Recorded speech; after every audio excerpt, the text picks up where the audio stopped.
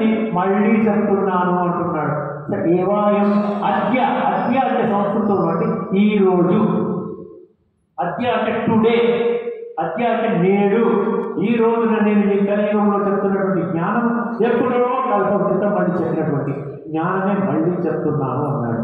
So ఆ విధంగా చూసినా ఇది ద్వాపర యుగం అని చెప్పి మనకి మనం మోసం చేసుకోవడం తప్ప మనం భగవంతుని యొక్క మహావాక్యాలకు దూరం చేసుకుంటున్నాం. కానీ భగవంతుని మహావాక్యాలు నా కొరకే అన్న భావనతో మనుషులు ఈ రోజున జీవించడం లేదు.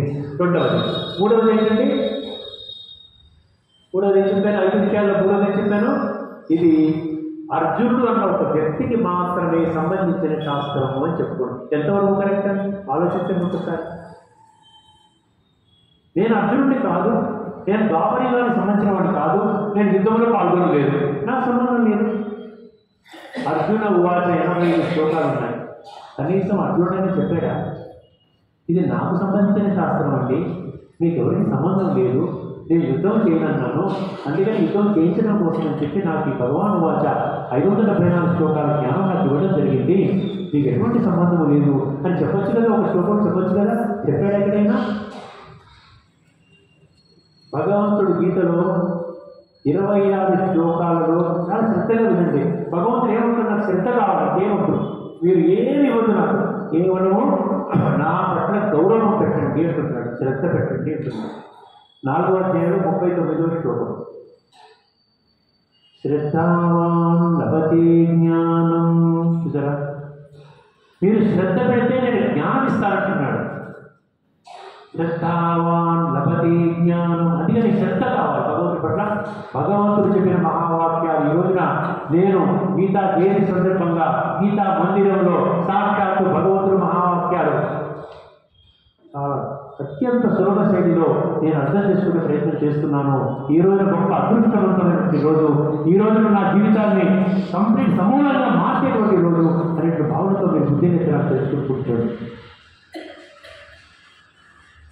26 శ్లోకాలలో 5 పదాలు ఉన్నాయి. మనుషులు ఎవరైనా మనమైనా మనుషులు అంటే ఎక్కడ చంద్రమండలం మీద ఉన్నారా, మార్స్లో ఉన్నారా, ఇంకెక్కడైనా గ్రహంలో ఉన్నారా మనుషులు? ఎక్కడా లేరు, ఇక్కడే ఉన్నారు మనుషులు. ప్రజలు, మానవులు, నరులు, జనులు. మనిషి, మానవ, ప్రజ, జన, నర. 26 శ్లోకాల్లో ఉన్నటువంటి ఎవరు ఈ మనుషులు? ఎవరు మనుషులు అన్నారు కదా, ఎవరు మనుషులు? ప్రజలు ఎవరు? మనం కాకుండా మన సంబంధం అనుకున్నాం కదా, మనం కాకుండా ఈ ప్రపంచంలోని 850 కోట్ల మంది కాకుండా ఇంకెవరున్నారు? మనుషులు. జాగ్రత్తగా 7వ అధ్యాయంలో 3వ శ్లోకం. మనుష్యాణం సహస్రేషు. మనుషులు వచ్చింది కదా. 3వ అధ్యాయంలో 31. ఏమీ మతం విద్య మనుతిష్టంతి మానవ. మానవ వచ్చింది కదా. సహ యజ్ఞా ప్రజా సృష్వా. ప్రజ వచ్చింది సార్ 3వ అధ్యాయం 10వ శ్లోకం. అనన్యాశ్చింతయంతో మాం ఏ జనా. జనులు వచ్చింది కదా. 18వ అధ్యాయంలోని 70వ శ్లోకం. శ్రద్ధావాన్ అనసూయశ్చ శృణుయాదపియో నర. నర వచ్చింది, ప్రజ వచ్చింది, మానవ, మనుష్య, జనం. మనం కాదా? మన జీవితాలు తెలిసిన రోజు భగవంతుడు వచ్చి జ్ఞానం చెబుతుంటే మనం ద్వాపరయుగంలో అర్జునుడికి సంబంధించి యుద్ధశాస్త్రం ఉందని చెప్పి మనం దూరం చేసుకోవడం, మనము మోసం చేసుకోవడము కాదా? సో అర్జునుడు అయిపోయింది. అర్జునుడు కాదు. అర్జునుడు కూడా ఏమంటున్నాడో తెలుసునండి. అర్జునుడు కూడా ఏమంటున్నాడో, భగవంతుడు విశ్వములో ఉన్నటువంటి 850 కోట్ల మందికి భగవంతుడు ఒక్కడే చెప్తున్నాడు. 11వ అధ్యాయంలో 43వ శ్లోకం చూడండి. 11:43 11:43. అర్జునుడు వాచ. వినండి, జాగ్రత్తగా వినండి. పితాసి లోకస్య చరాచరస్య త్వమస్య పూజ్యస్య గురుంచర్య నత్వత్సమో అస్యభ్యధికః కుతోన్యో లోకత్రయే అప్యప్రతిమ ప్రభావ. అర్జునుడు చెప్తున్నాడు, ఈ చరాచర జగత్తులో ఉన్నటువంటి 850 కోట్ల మంది మనుషులకు నీ ఒక్కడివే తండ్రి. పితాసి లోకస్య చరాచరస్య. లోకం వచ్చింది కదా. సో అర్జునుడు ఒకరికి చెప్పినటువంటి శాస్త్రం కాదు. నెక్స్ట్ ఏంటండి, ఇది హిందువులకు మాత్రమే చెప్పినటువంటి శాస్త్రము. దానికి ఏమైనా ఆధారాలు ఉండాలి కదా, ఇందులో ఉండాలి కదండి. నేను ఒక హిందువులకు మాత్రమే చెప్పాను, మిగతా వాళ్ళకి నాకు సంబంధం లేదు, మిగతా వాళ్ళ భగవంతుడు వేరే ఉన్నాడు, నేను ఓన్లీ హిందువులకు మాత్రం చెప్పాను. ఎక్కడైనా గీతలో ఎవిడెన్సెస్ ఉన్నాయా? ఎక్కడైనా ఒక్క అక్షరం ఉంటే చూపించండి ప్లీజ్. 137 శ్లోకాలలో 137 వర్సెస్ 137 శ్లోకాలలో 5 పదాలు ఉన్నాయి, 6 పదాలు ఉన్నాయి, 6 పదాలు ఉన్నాయి. ప్రపంచం అంతటికి సంబంధించింది చెప్పడానికి అనమాట 6 పదాలు ఉన్నాయి. ఒకటి జగత్తు, పితాహమస్య జగత వచ్చేసింది కదా. 2 లోకము, వ్యోమాజమనాదించ వేత్తి లోకమహేశ్వరం వచ్చింది కదా. విశ్వము, మీ 11వ అధ్యాయం విశ్వ రూప దర్శన యోగము అన్నాడు, విశ్వం వచ్చింది కదా. సర్వము అన్నాడు, సర్వం అంటే అందరూ. ఇహ అన్నాడు, ఇహ కామయేష క్రోధయేష రజోగుణ సముద్భవ మహాశనో మహాపాత్మ విద్యేన ఇహ వైరిణం.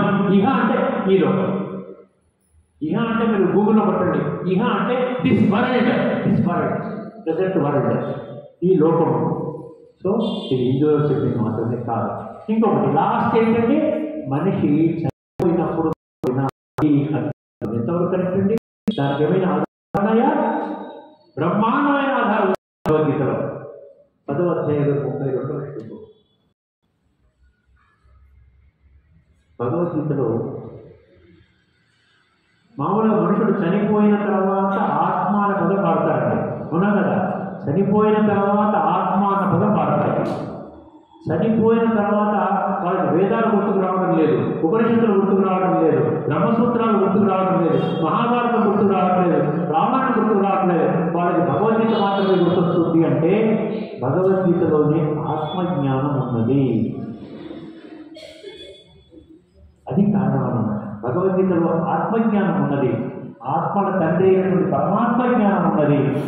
అదేవిధంగా సృష్టి చక్ర జ్ఞానం ఉంది. అందుకని గీతలో 9వ అధ్యాయం 20వ శ్లోకం ఏంటంటాడు? త్రైవిద్యామాం సోమపా. త్రైవిద్య అంటే 3 విద్యలు అంట. ఆధ్యాత్మిక విద్య అని 10వ అధ్యాయంలో 32వ శ్లోకంలో ఏం చెప్పాడు? అధ్యాత్మ విద్యా అన్నాడు. సర్వ విద్యలలోకి నేను శ్రీమద్ భగవద్గీత ద్వారా బోధించేటువంటి విద్య ఆధ్యాత్మిక విద్య, అది త్రైవిద్య. ఆత్మవిద్య, పరమాత్మ విద్య.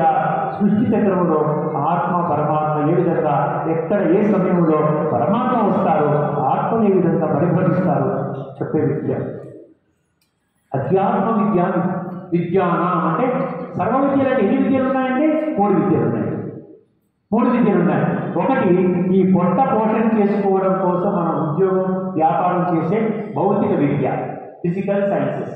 అందుకని మనం ఎంటెక్ MBA చదువుకుంటాం, ఫారెన్ వెళ్తున్నాం, MS చేస్తున్నాం, అమెరికా డాలర్ సంపాదించుకుంటున్నాం ఉన్నారు. ఎందుకు? పొట్ట పోషణ కోసమే. మనం భౌతికంగా సంపాదించుకునేటువంటి డబ్బు, మనం భౌతికంగా కూడబెట్టుకున్నటువంటి ఆస్తిపాస్తులు కేవలం ఒక్క జన్మని మాత్రమే పనికొస్తాయి. గుర్తుపెట్టుకోండి, ఈ ఒక్క జన్మని. ఎంతో కోట్లు ఉండండి, ఎంత ఒక మనిషి అనండి, ఈ సందులో ఉన్న షాపులన్నీ ఒక్క వ్యక్తి అనుకున్నా కూడా ఆ ఒక్క వ్యక్తి ఈ షాపుల మీద కంట్రోల్ ఎంతవరకు ఉంటుందండి?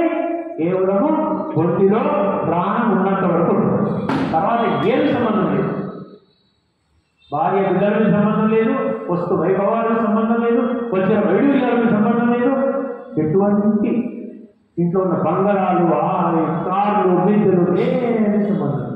మళ్ళీ ఇండిపెండెంట్గా ఇంకొక జన్మ, జాతస్య పితృవో మృత్యువు, మళ్ళీ ఇంకొక గర్భంలో జన్మ తీసుకుంటాడు. మళ్ళీ LKG నుంచి చదువుకుంటూ మళ్ళీ సంపాదించుకోవాలి. రెండవ విద్య ధార్మిక విద్య, రిలీజియస్ సైన్స్.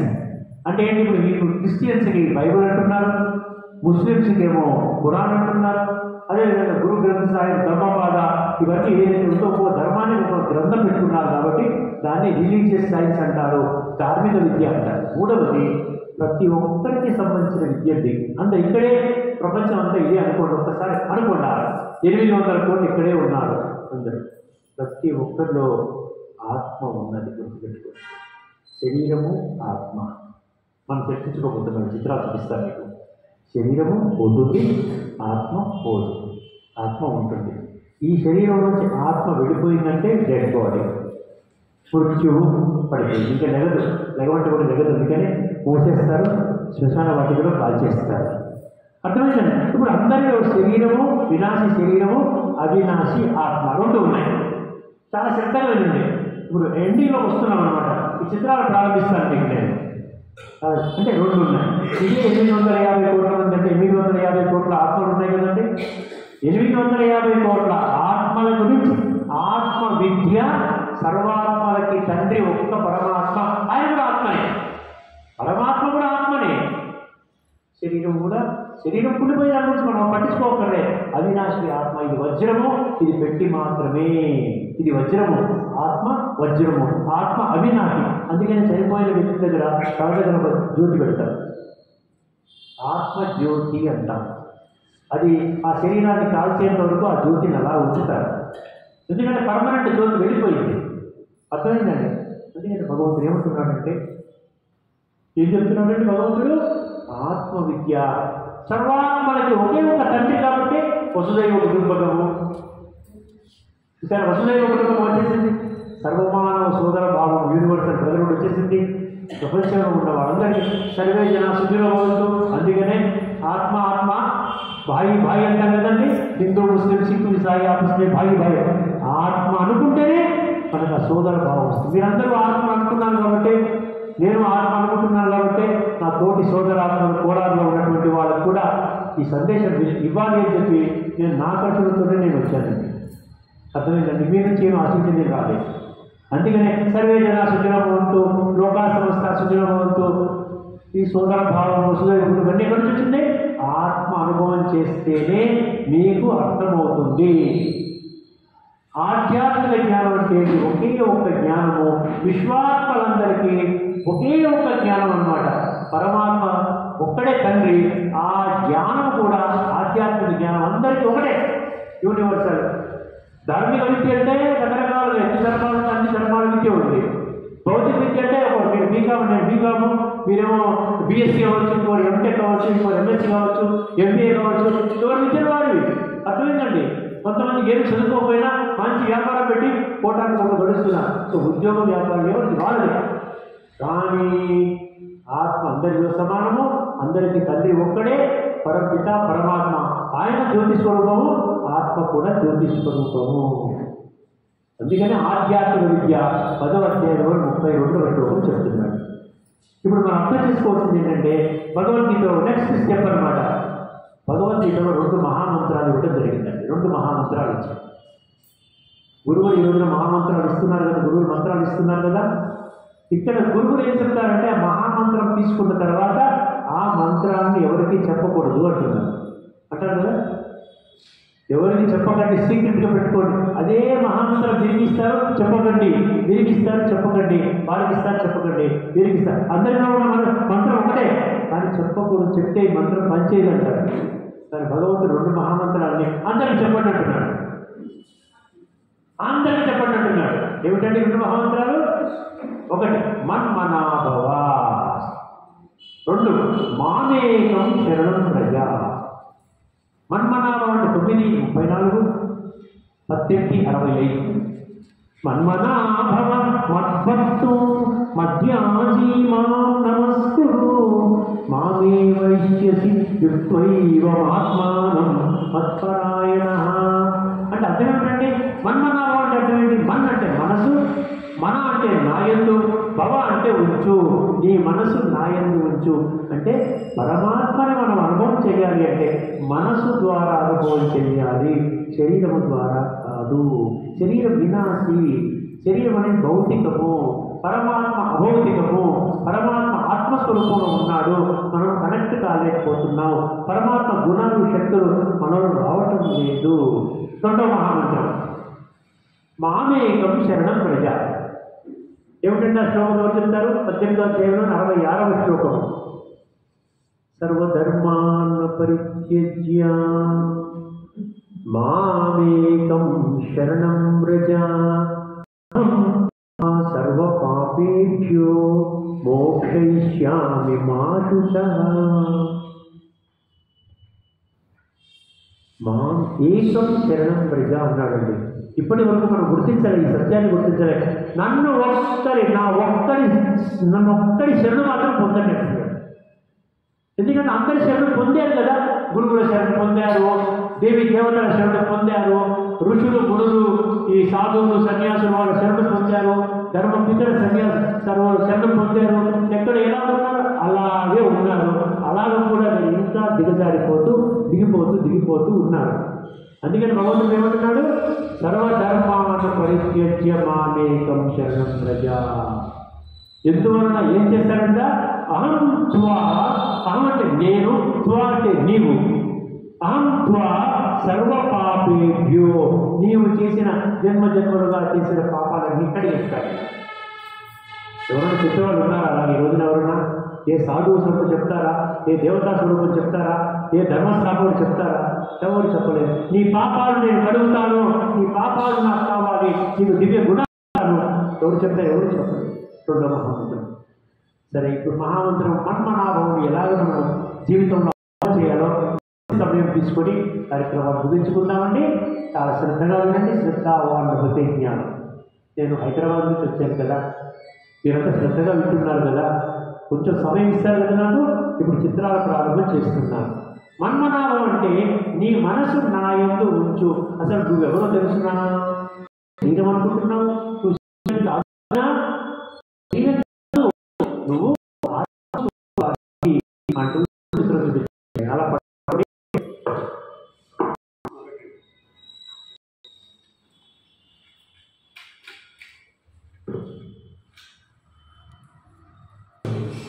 అంటే ప్రపంచంలో ఉన్న ప్రతి ఒక్క వ్యక్తి యొక్క మూల స్వరూపాన్ని చెప్తున్నాడు. ప్రతి మనిషి నువ్వు శరీరం కాదు. శ్లోకం ఏంటంటే, ఇదం శరీరం కౌంటే క్షేత్ర విద్య విధియో వేది క్షేత్రకే తగ్గిరా. లాస్ట్లో ఏమన్నాడంటే తద్విధ అన్నాడు. విధ అంటే తెలుసుకోవడం.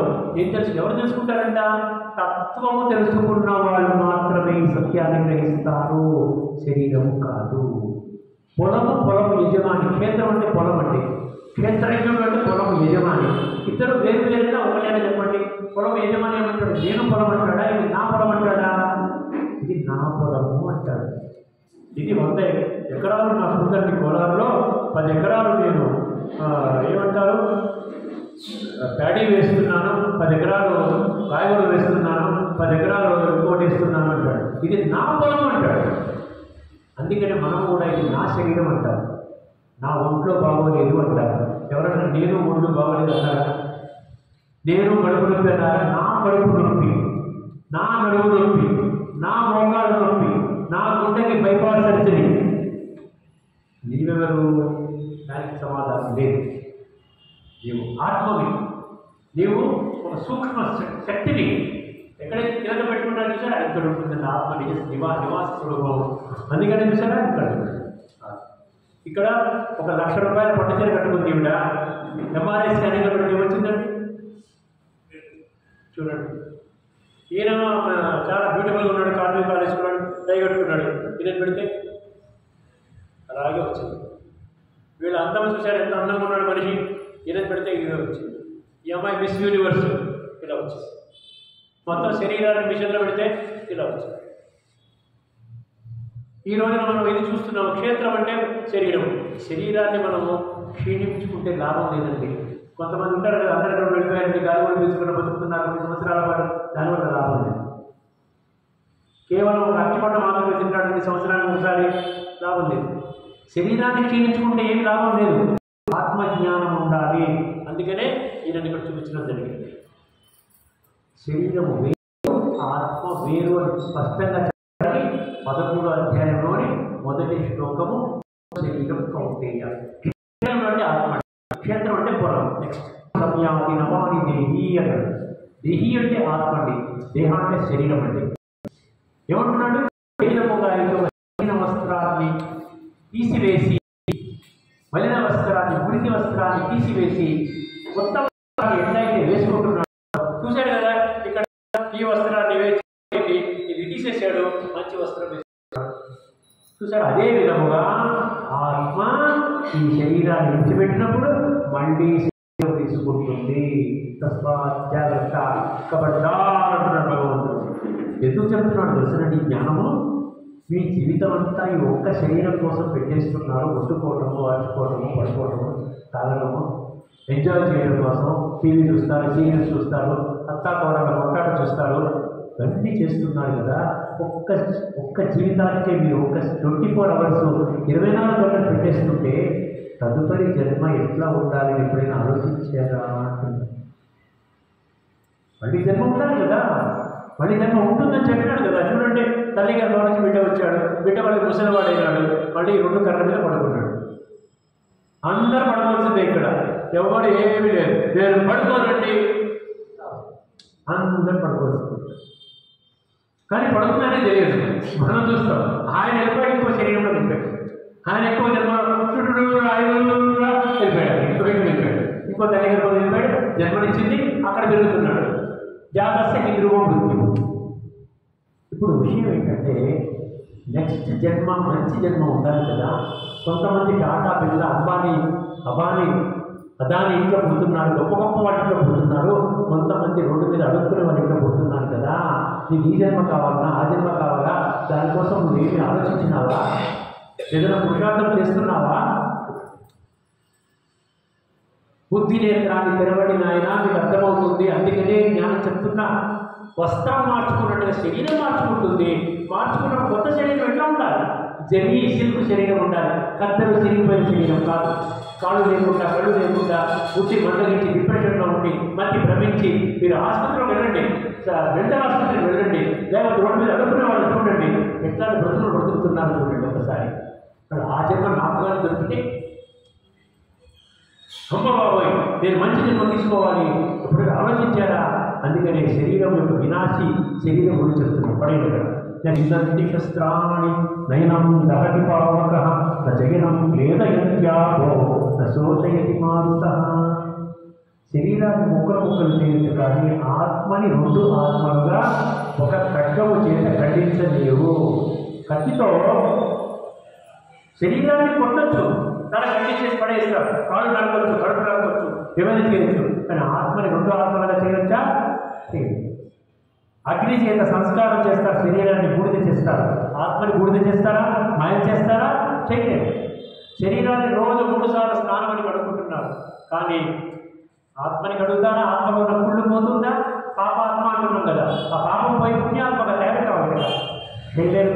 అదేవిధంగా గాలికి ఆర్తి పడదు. ఆత్మ అవినాశి, ఆత్మ ఎప్పుడు ఉండదు. గుర్తుపెట్టుకోండి, మరణం లేదు. నేను ఆత్మని అంటే నాకు చావు లేదు. కేవలం శరీరం మార్చుకుంటారు. పడి నెక్స్ట్ ఎట్లా మార్చుకుంటుంది, ఎట్లా వదిలి పెట్టుకుంటాం? గెస్ట్ హౌస్ వచ్చే మన తాత, మన తండ్రులు పోయినారు, ఖచ్చితంగా పోతాము. కానీ దురదృష్టవశాత్తు ఎట్లా ఉందని పరిస్థితి? అందరూ పోతారు, నేను తప్ప. నేను మాత్రం పోతాను. అందరూ అదే అనుకుంటున్నారు, ఈవిడదే అంటున్నారు, అందరూ అదే. అందుకని ఎవరికి వారే ఎవరు ఉన్నారు. అందుకని భగవంతుడు ఆధ్యాత్మిక ఆత్మజ్ఞానం చెప్తున్నాడు. అరే నాయన, నువ్వు ఆత్మవి, నువ్వు ఆత్మవి. శరీరము పెట్టి కోసం త్యాగం చేస్తున్నా. ఆత్మ వజ్రం చూసారా ఎట్లా వచ్చిందో? ఇది జాతస్య ధ్రువం అపరిహార్య.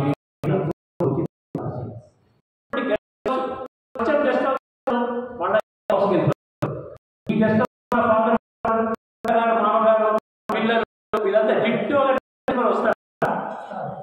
మళ్ళా పేరెంట్స్ వేరే వాళ్ళు వస్తారు.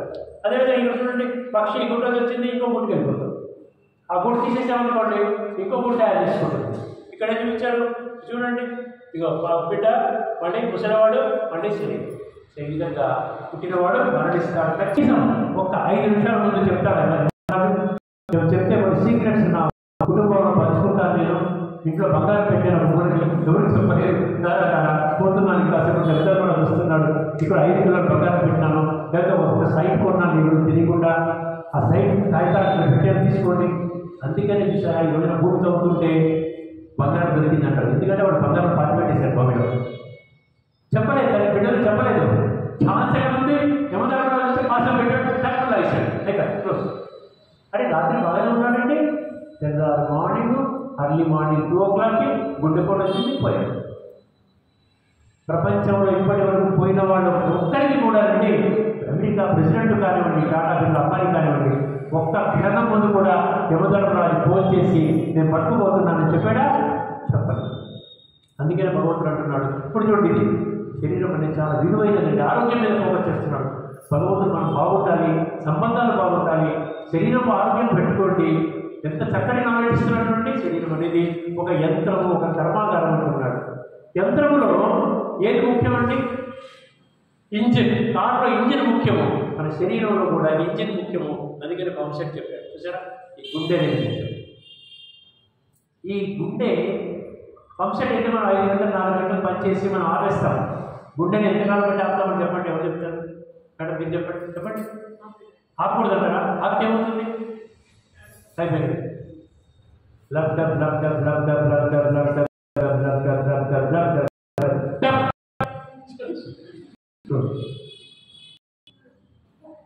ఇది భగవద్గీతము,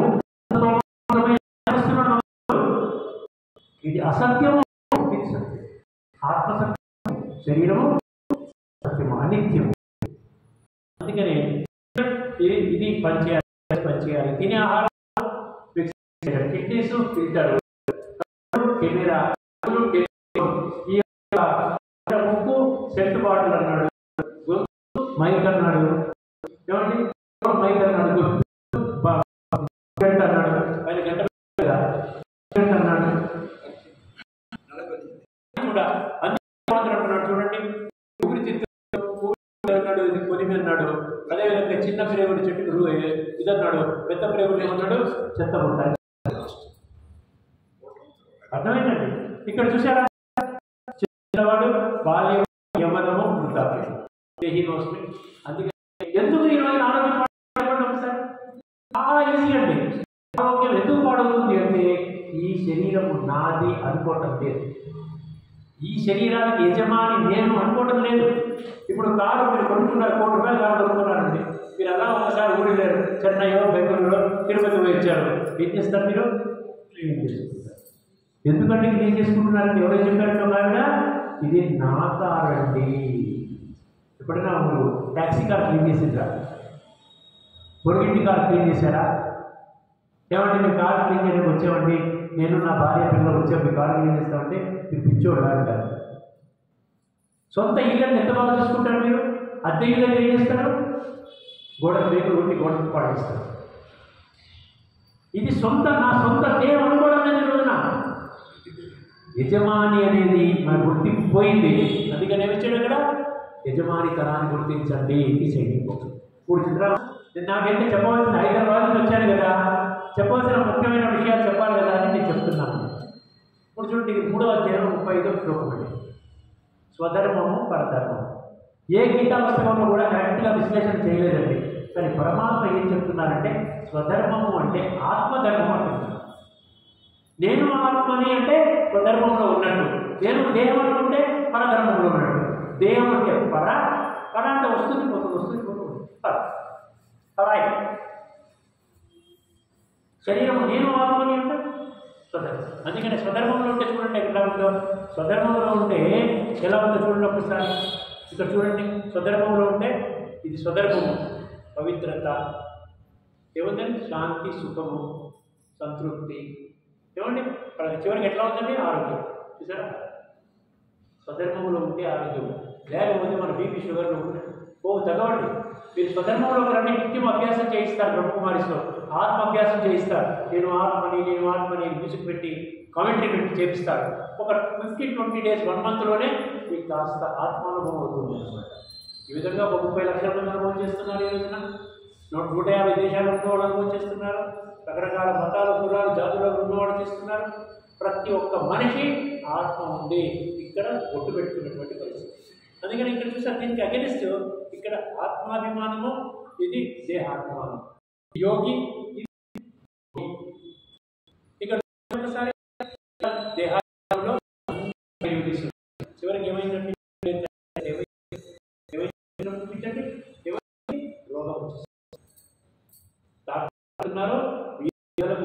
వ్యాపారాలు మానేయండి. మీరు పక్కనే 2 సంవత్సరాలు పడుకోవాలి. లేకపోతే మీ పాడైపోయింది, మీ బ్యాంక్లెస్ పాడైపోయింది, పోయింది, బాగు కాదు అన్ని మానేసుకొని కూర్చుంటున్నారు. ఎప్పుడు కూర్చుంటున్నారు? మొత్తం కుళ్ళి పేపర్ లీకౌట్ చేస్తున్నాడు. కనీసం 15 అనుభవం చెయ్యండి. ఇది అభ్యాసం అన్నమాట. అందుకనే ఇది ఈ శ్లోకం ఏం చెప్పండి ఒకసారి. శ్లోకంలో చాలా డేంజరస్ ఒక డిస్క్లోజర్ ఉందండి. ఏమిటంటే ఇది శ్లోకం ఏంటంటే ఒకసారి 3వ అధ్యాయం 35వ శ్లోకం 335. శ్రేయవాన్ స్వధర్మేతి గుణః పరధర్మః స్వంతిత స్వధర్మే నిధనం శ్రేయ పరధర్మో భయావహః. స్వధర్మ బ్రతికుండగా ఎట్లా ఉండాలి, చనిపోయినప్పుడు నిధనం అంటే మరణం, మరణ సమయంలో ఎట్లా ఉండాలి చెప్తున్నాడు. బ్రతికున్నప్పుడు స్వధర్మం ఉండాలి, చనిపోయినప్పుడు స్వధర్మం ఉండాలి.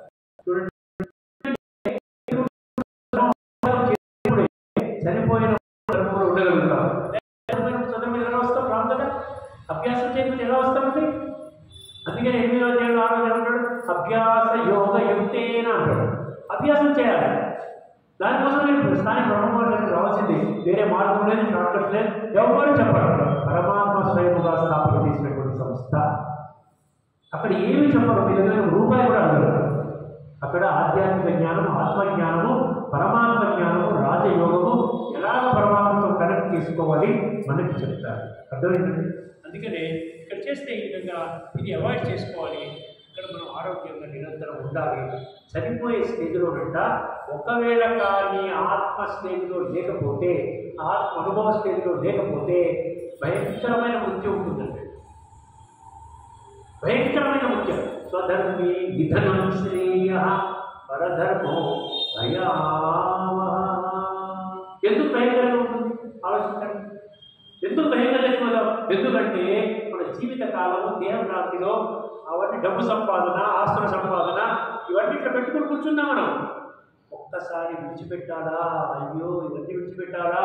డాక్టర్ చెప్పేశారు అయిపోయిందండి, క్యాన్సర్ 5వ స్టేజ్ వచ్చింది, ఇంకా అయిపోయింది, ఇంకా 2 గంటలు మాత్రమే బతుకుతాడు, నోట్లో తులసి వాటర్ వేయండి, గంగా నది నీరు వేయండి, అయిపోయింది. ఆ స్టేజ్ పరిస్థితి ఎట్లా ఉంటుంది?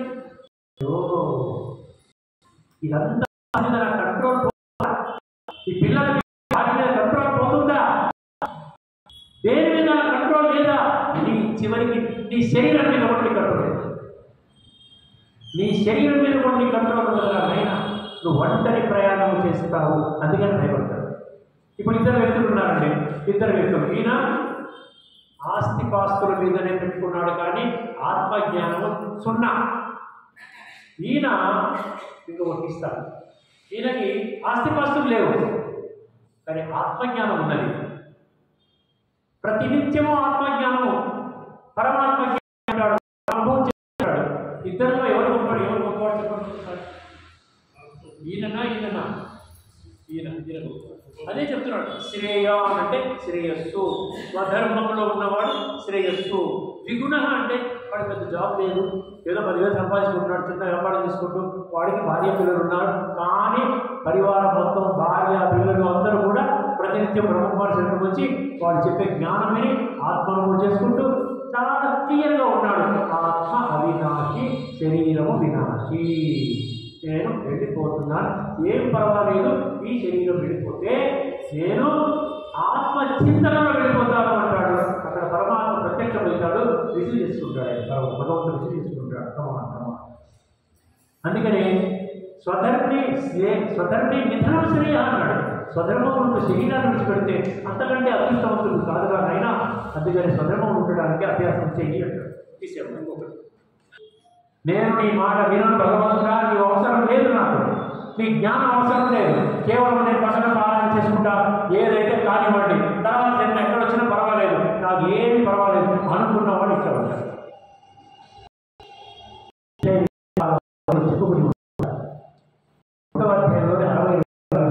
రాసుకోండి. 2.62 and 63.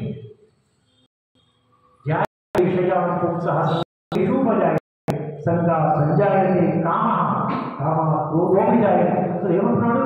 నీ జీవితం భ్రష్టు పడుతుంది అంటున్నాడు. ఇప్పుడు చూడండి, ఇందులోనే నేను చదువుతాను. మీరు నన్ను కొంచెం గ్రహిస్తే ఇందులో, ఎందుకంటే మనకు ఏమర్థం చేసుకోవాలి అంటే భగవంతుడు చెప్పినటువంటి విషయాలు 62, 63 ఏమి ఇచ్చినాడు ఒకసారి నేను ఇందులో ఉన్నది చదువుతాను. నేను వేరే ఏమి ఎక్స్ట్రా చెప్పను. ఎంత ఘోరాతి ఘోరంగా భగవంతుడు మనకి వార్నింగ్ ఇస్తున్నాడో చూడండి. 2 శ్లోకాలు ఏమంటున్నాడు చూడండి. విషయ చింతన చేయి పురుషులకు, పురుషుడు అంటే ఆత్మ, ఆ విషయముల యందు ఆసక్తి ఏర్పడును. ఆసక్తి వలన ఆ విషయములను పొందుటకై కోరికలు కలుగును. ఆ కోరికలు తీరినప్పుడు క్రోధము ఏర్పడును. అట్టి క్రోధము వలన వ్యామోహం కలుగును. అంటే దేహభ్రాంతిలోకి వచ్చేస్తాడు వ్యామోహం అంటే. దాని ప్రభావమున స్మృతి చిన్న భిన్నమగును. అంటే కాన్సన్ట్రేషన్ మొత్తం పోతుంది, ఏమి జ్ఞాపక శక్తి మొత్తం పోతుంది. చూడండి, స్మృతి భ్రష్టమైనందున బుద్ధి అనగా జ్ఞాన శక్తి నశించును. జ్ఞానం ఉంటుందండి, మొక్కుబడి పూజలు చేసుకుంటూ కూర్చుంటాం, నశించును. బుద్ధి నాశనం వలన మనుషుడు తన స్థితి నుండి పతనమగును. ఈ లైఫ్ డిస్ట్రాయిడ్. భగవాన్ మన తండ్రి పితామహస్య జగత మన తండ్రి చెప్తున్నాడు, ఏ నా బిడ్డలారా, ఆత్మలారా, లెగండి లెగండి, నేను వచ్చాను, జ్ఞానాన్ని నేను భగవంతుడి ఆధారంగా